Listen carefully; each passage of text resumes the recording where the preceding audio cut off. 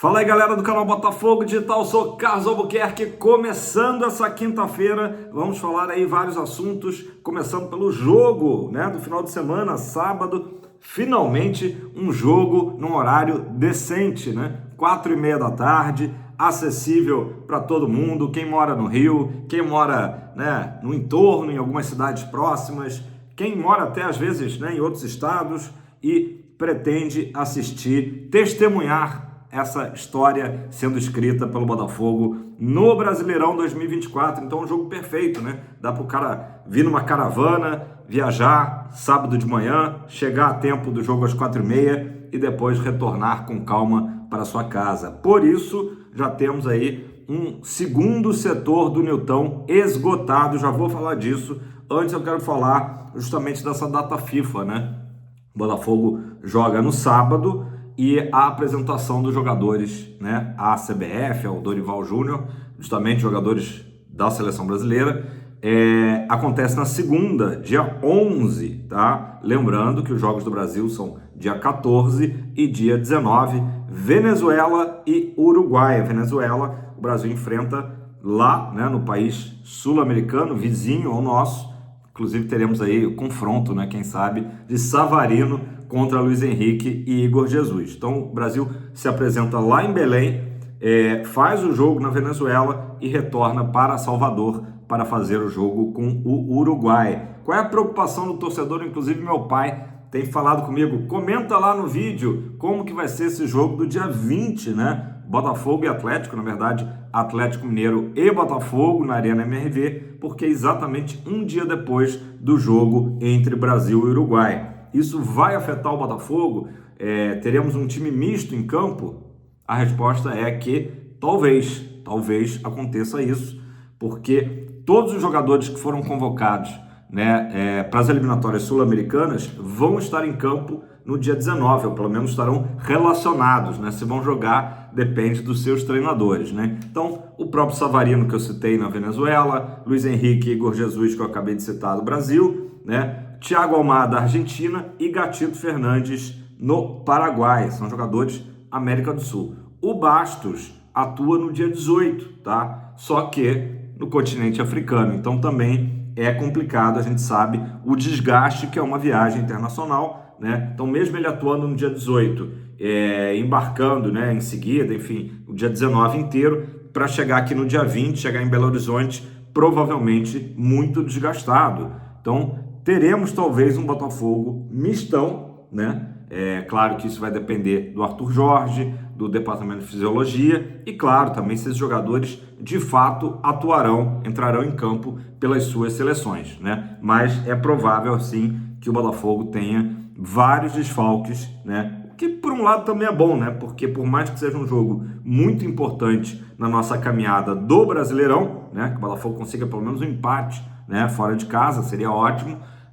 Também a gente não dá tantas armas assim para o Atlético Mineiro, acho que talvez não fosse tão interessante nesse momento, 10 dias antes da final do dia 30, ter um confronto ali direto, Luiz Henrique, Almadinha, enfim, etc, etc. Galera, falei aqui do Gatito Fernandes, vou logo para o assunto aí da thumb, tá? O pai dele, o Gato Fernandes, que brilhou no futebol brasileiro aí, década de 80, ele deu uma entrevista à rádio La Unión do Paraguai, falando sobre o momento do filho e também o futuro do Gatito, Será que o Gatito permanece no Botafogo em 2025? Pelas palavras do Gato Fernandes, tá? É possível sim uma saída, porque ele comentou, que o Gatito acabou perdendo muito espaço no Botafogo, primeiro por conta das lesões, Ano passado a gente lembra que o Lucas Perry era o titular, Devido justamente a essa questão do Gatito ainda estar retornando de lesões, e esse ano o Botafogo contrata o John, e o Gatito fez até vários jogos, o Gatito esse ano, mas é o reserva, A gente entende a importância do Gatito, como ele é um cara querido no clube, é um cara super botafoguense, enfim, até quando ele não joga ele é importante.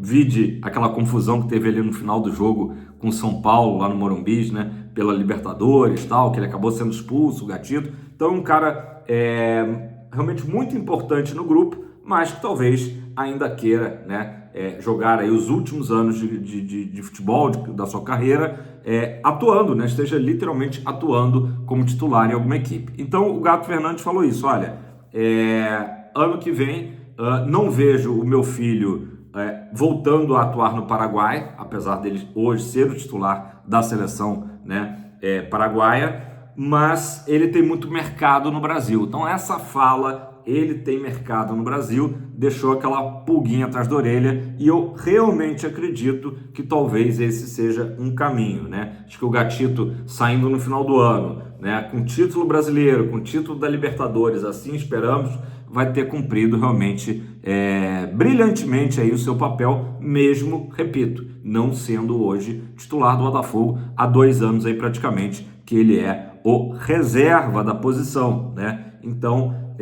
eu falei esses dias do Romero, né? E agora também o Gatito deve ser outro aí.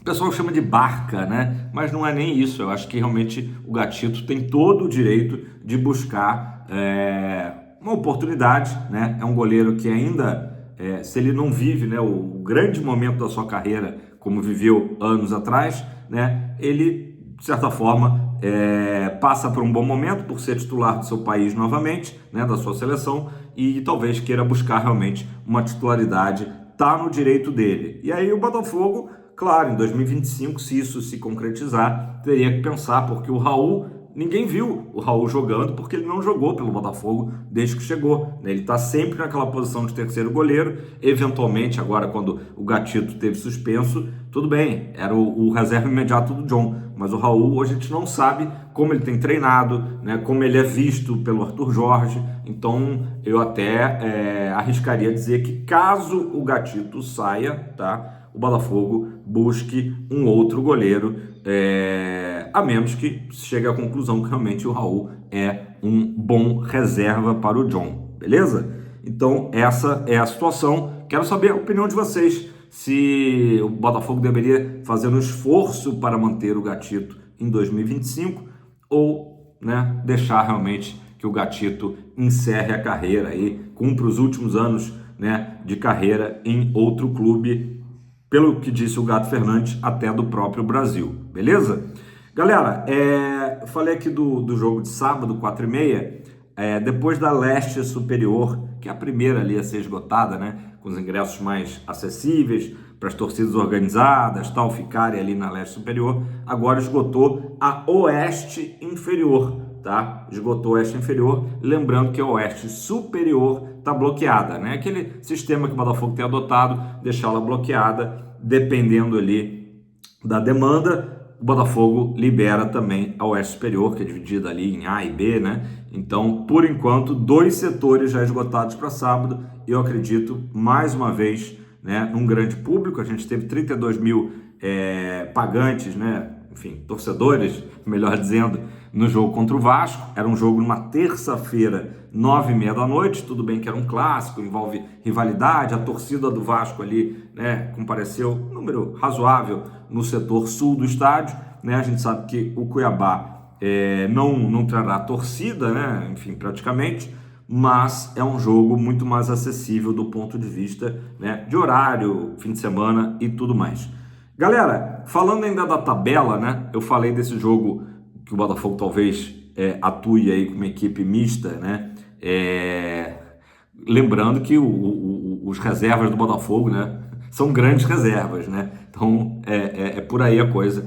Mas é o jogo da 34ª rodada, esse Atlético Mineiro e Botafogo. Na 35ª é o jogo do Vitória. E agora já está totalmente certo, eu já dei essa notícia aqui ontem, né, de que o jogo ocorrerá no Newton Santos. O show da banda Forfã, ele foi transferido de data e local, tá? Vai ser no dia 7 de dezembro, para quem é fã da banda, né? Eu particularmente confesso, né, a minha ignorância, não conheço a banda, acho que é a banda de adolescente, enfim, do público bem jovem, a banda Forfã, 7 de dezembro, na Praça da Apoteose. Teve até algumas rusgas ali, eu vi o Brownie postando algumas coisas, vocalista da banda, depois o vocalista da banda de abertura do show, ali meio pistola, criticando o Botafogo.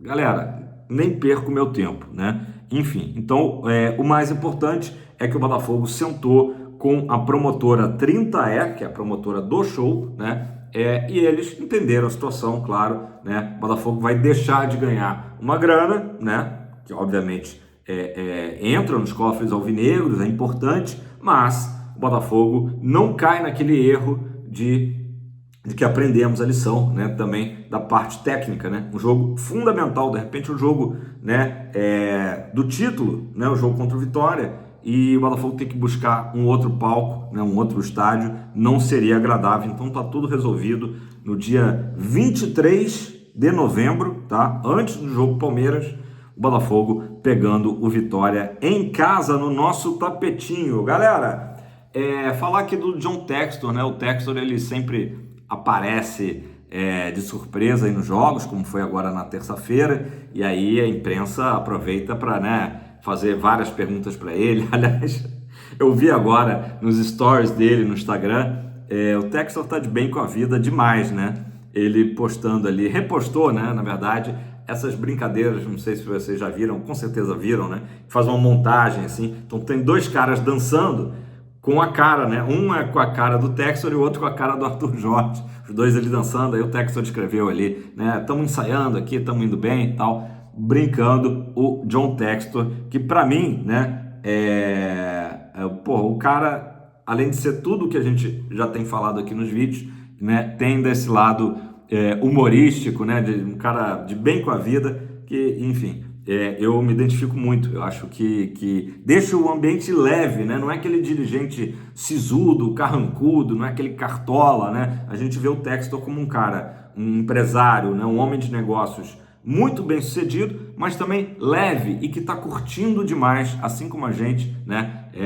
Esse momento do Botafogo. Ah, Carlos, mas ele só pensa em dinheiro, ele só está aqui no Botafogo por dinheiro. Não, galera, não é só dinheiro, né? Se fosse só dinheiro, ele estava só fazendo investimentos lá na Bolsa de Nova York, ou o que fosse aí pelo mundo, né? O cara curte demais e tá vendo, claro, o resultado em campo, né? Não só a parte da grana. Mas eu vou trazer uma notícia aqui do jornal britânico The Sun, notícia de ontem, tá? Falando do Textor e da Eagle Holding. A gente sabe que o Textor ainda tem as ações do Crystal Palace e que ele está tentando vender essas ações, até porque pela regra, né, a Eagle só pode ter um clube por país, né? E uma coisa que desagrada ao Textor é não ter o controle total, né, não ter a maioria das ações do Crystal Palace. Recentemente ele tentou o Everton, né?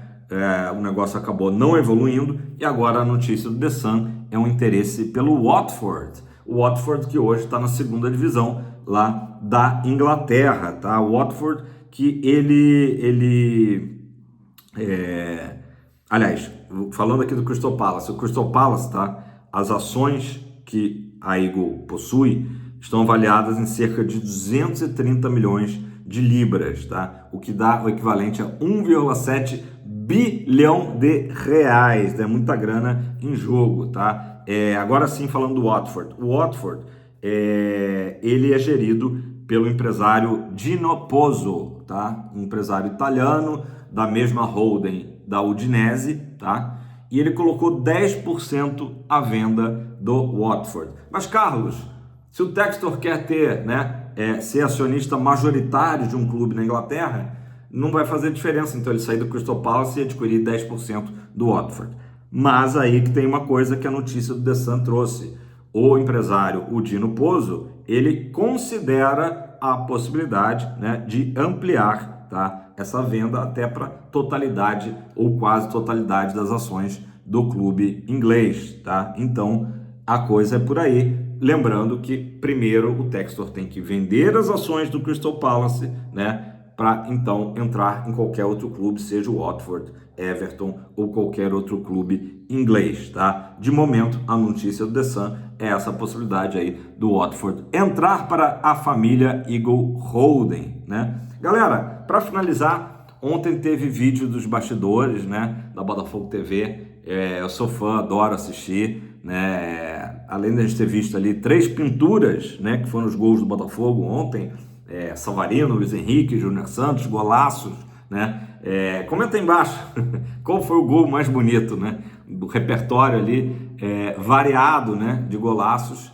E, enfim, então ontem teve bastidores, muito legal mais uma vez, emocionante, torcida na arquibancada vibrando, vivendo esse grande momento, jogadores ali concentrados, né? Focados em somar pontos, né? E isso é uma coisa até que o André Rizek levantou ontem numa rede social do GE, né, sobre o Botafogo totalmente diferente do que se imaginaria, né? Hoje, há 2 semanas atrás, houve aquele tropeço, nosso empate no Maracanã, e na sexta-feira, e no domingo o Palmeiras ganhou do Juventude lá em Caxias do Sul. Aí naquele momento muita gente, né, ficou ali repetindo o mantra: o Palmeiras, né, muito frio, muito calculista, vai ganhar de novo o campeonato, Botafogo de novo derrapando na reta final. E aí o Rizek justamente pontuou, concordo, não é o que a gente tem visto, né? Nas 2 últimas rodadas o Palmeiras perdeu pontos para o Fortaleza, empatando em casa,